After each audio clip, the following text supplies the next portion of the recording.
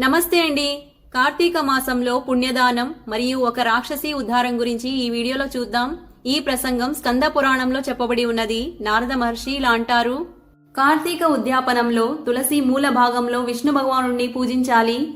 ఎవరి ఇంట్లో అయితే తులసీవనం ఉంటుందో ఆ ఇల్లు తీర్థస్వరూపం. తులసీవనం ఎక్కడుంటుందో అక్కడ యమదూతులు వెళ్లరు.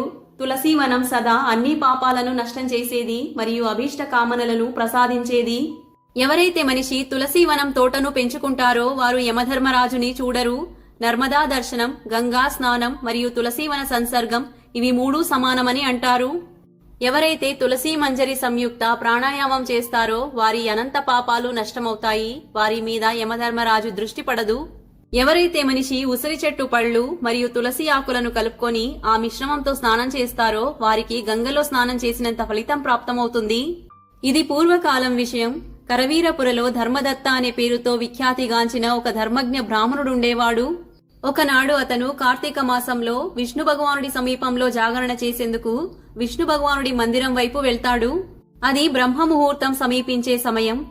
భగవంతుడికి పూజకు కావలసిన సామగ్రి తీసుకుని వెళ్తూ ఉండగా బ్రాహ్మణుడు ఒక భయంకరమైన రాక్షసి రావడం చూస్తాడు. అది చూసిన వెంటనే బ్రాహ్మణుడు ఉలిక్కి పడతాడు. తన మొత్తం శరీరం వణుకుతూ ఉంటుంది. సాహసం చేసి ఆ పూజా సామగ్రి మరియు జలంతోనే ఆ రాక్షసి మీద ప్రహారం చేస్తాడు. వారు హరినామస్మరణ చేసుకుంటూ తులసీదళ మిశ్రిత జలంతో దాన్ని కొట్టి ఉంటారు. అందుకనే దాని అన్ని పాతకాలు నష్టమవుతాయి. అప్పుడు ఆ రాక్షసికి తన పూర్వజన్మ కర్మముల పరిణామ స్వరూపం ప్రాప్తమైన ఈ దుర్దశ గురించి స్మరణ అవుతుంది. రాక్షసి బ్రాహ్మణుడికి సాష్టాంగ నమస్కారం చేసి ఇలా అంటుంది: బ్రహ్మన్, నా పూర్వజన్మ కర్మల ఫలితం వల్లనే నాకు ఈ దుర్దశ పట్టింది. నాకు ఉత్తమ గతి ఎలా ప్రాప్తమవుతుంది అని అడుగుతుంది. ధర్మదత్త బ్రాహ్మణుడంటాడు: నీ ఏ కర్మ ఫలితం వల్ల నీకు ఈ దుర్దశ పట్టింది? నీ పేరేమిటి? నువ్వు ఎక్కడ ఉంటావు? నీ ఆచార వ్యవహారాలేమిటి? అన్ని విషయాలు నాతో చెప్పు అని అంటాడు. రాక్షసి అంటుంది: ఇది పూర్వకాల విషయం. సౌరాష్ట్ర నగరంలో ఒక బ్రాహ్మణుడుండేవాడు. నేను అతని పత్ని. నా పేరు కలహ.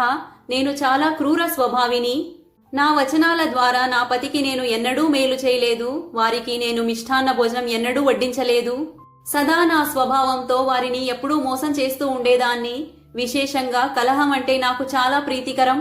దీనివల్ల నా పతి మనస్సు చాలా బాధపడుతూ ఉండేది. చివరికి వారు మరో స్త్రీతో పెళ్లి చేసుకోవాలని నిశ్చయించుకుంటారు. అప్పుడు నేను విషం తిని ప్రాణాలను త్యాగం చేస్తాను. తర్వాత యమదూతులొస్తారు మరియు నన్ను బంధించి కొట్టుకుంటూ యమలోకానికి తీసుకెళ్తారు. నన్ను చూసి యమధర్మరాజు చిత్రగుప్తుడితో అంటాడు: చిత్రగుప్త, ఈవిడ ఏం కర్మం చేసిందో కొంచెం చూడు.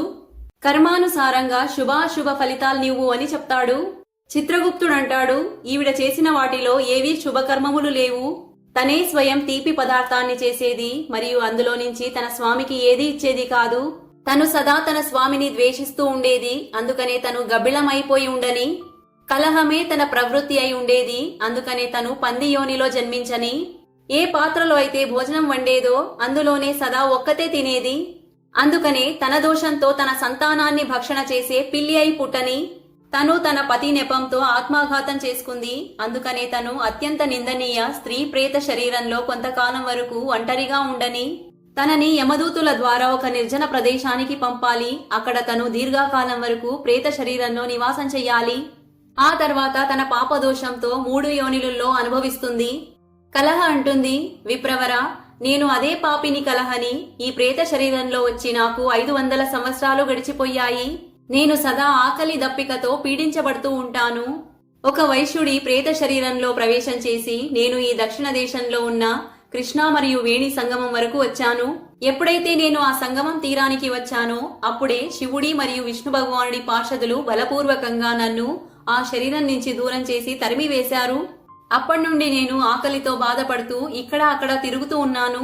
అంతలోనే మీ మీద నా దృష్టి పడింది. మీ చేతులతో తులసీ మిశ్రిత జలంతో సంసర్గం పొంది నా అన్ని పాపాలు నష్టమైపోయాయి. ద్విజ శ్రేష్ఠ, ఇప్పుడు మీరే ఏదైనా ఉపాయం చెప్పండి. ఈ ప్రేత శరీరం నుంచి మరియు ముందు జరగబోయే 3 యోని జన్మల నుంచి నేను ఎలా ముక్తి పొందగలను? దయచేసి చెప్పండి అని రాక్షసి అడుగుతుంది. రాక్షసి కలహ ఒక్క ఈ వచనాలను విని ద్విజశ్రేష్ఠుడైన ధర్మదత్తుడు చాలా సమయం వరకు విచారం చేసిన తర్వాత ఇలా అంటాడు: తీర్థస్థలంలో దానం మరియు వ్రతం ఆది సత్కర్మములు చేసిన మనిషి యొక్క అన్ని పాపాలు నష్టమవుతాయి. కాని నువ్వు ప్రేత శరీరంలో ఉన్నావు. అందుకనే నువ్వు ఆ కర్మములను చేసేందుకు అధికారినివి కావు. అందుకనే నా జన్మ నుంచి ఇప్పటి వరకు నేనేదైతే కార్తీక వ్రతం చేశానో దాని పుణ్యం సగం భాగం నేను నీకు ఇస్తూ ఉన్నాను. దాంతోనే నీకు సద్గతి ప్రాప్తమవని ఇలా అని చెప్పి ధర్మదత్తుడు ద్వాదశాక్షర మంత్రం శ్రవణం చేయించి తులసీ మిశ్రిత జలంతో రాక్షసిని అభిషేకం చేస్తాడు. అప్పుడు వెంటనే ఆ రాక్షసి ప్రేతయోనిలో నుంచి ముక్తి పొంది దివ్య అగ్ని శిఖరంతో సమానం తేజస్విని మరియు దివ్య రూపధారిణి దేవిగా మారుతుంది. సౌందర్యంలో తను లక్ష్మీదేవితో సమానంగా ఉంటుంది. ఆ తర్వాత తను బ్రాహ్మణుడికి సాష్టాంగ నమస్కారం చేసి హర్షిస్తూ ఇలా అంటుంది: ద్విజశ్రేష్ఠ, మీ ప్రసాదంతోనే నేను ఈ నరకంలో నుంచి బయటపడ్డాను. నేను పాప సముద్రంలో మునిగిపోయి ఉంటిని, మీరు నాకు నౌకతో సమానం. ఈ విధంగా తను బ్రాహ్మణుడితో అంటూ ఉండగా ఆకాశం నుంచి దివ్య విమానం దిగుతూ కనపడుతుంది. ఆ విమానం అత్యంత ప్రకాశవంతంగా మరియు విష్ణురూపధారి పార్షదులతో యుక్తమై ఉన్నది. ఆ విమానం ద్వారం దగ్గర నిలబడి ఉన్న పుష్పశీలుడు మరియు సుశీలుడు ఆ దేవిని విమానంలోకి ఎక్కిస్తారు. ఈ విమానాన్ని చూసి ధర్మదత్తుడు చాలా ఆశ్చర్యపోతాడు మరియు విష్ణురూపధారి పార్షదులను చూసి సాష్టాంగ నమస్కారం చేస్తాడు. పుష్పశీలుడు మరియు సుశీలుడు సాష్టాంగ నమస్కారం చేస్తున్న బ్రాహ్మణుణ్ణి లేపి వారిని మెచ్చుకొని ఇలా అంటారు: ద్విజశ్రేష్ఠ, నువ్వు సాధువి. ఎందుకంటే నువ్వు సదా విష్ణు భగవానుడి భజనలో తత్పరుడై ఉంటావు, దీనుల మీద దయ చూపిస్తావు మరియు సదా విష్ణు భగవానుడి వ్రతాన్ని పాలన చేస్తూ ఉంటావు.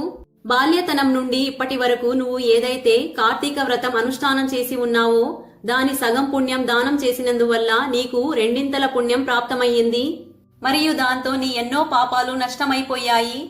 ఈ దేవి మాతో పాటు వైకుంఠలోకానికి వెళ్తూ ఉన్నది. నువ్వు కూడా ఈ జన్మ అంతంలో నీ ఇద్దరు స్త్రీలతో పాటు విష్ణు భగవానుడి ధామమైన వైకుంఠలోకానికి వెళ్తావు. ధర్మదత్త, నీతో సమానం ఎవరైతే భక్తిపూర్వకంగా విష్ణు భగవానుడి ఆరాధన చేసి ఉన్నారో వారు ధన్యులు మరియు కృతార్థులు. ఈ సంసారంలో వారి జన్మే సఫలం. భక్తిపూర్వకంగా ఆరాధన చేస్తే విష్ణు భగవానుడు ఈ దేహధారి ప్రాణులకు ఇవ్వనిది ఏదీ ఉండదు. వారి నామస్మరణ చేసే సమస్త జీవులకు సద్గతి ప్రాప్తమవుతుంది. పూర్వకాలంలో విష్ణు భగవానుడి నామస్మరణతోనే గజేంద్రుడు మోక్షాన్ని పొందాడు. జన్మ నుంచి ఇప్పటి వరకు విష్ణు భగవానుని సంతుష్టి పరిచేందుకు నువ్వు ఏదైతే ఉత్తమ వ్రతాన్ని అనుష్ఠానం చేసి ఉన్నావో దానికి మించిన దానం, యజ్ఞం మరియు తీర్థస్థలం లేదు. విప్రవర, నువ్వు ధన్యుడివి. ఎందుకంటే జగద్గురు అయిన విష్ణు భగవానుని ప్రసన్నం చేసుకునేందుకు నువ్వు ఏదైతే వ్రతం చేశావో దాని సగం ఫలితం పొంది ఈ స్త్రీ మాతో పాటు విష్ణుధామం చేరుకుంటుంది. ఈ వీడియో గనుక నచ్చినట్టయితే లైక్ చేసి షేర్ అండ్ సబ్స్క్రైబ్ చేసుకోండి. శ్రీమాత్రే నమః.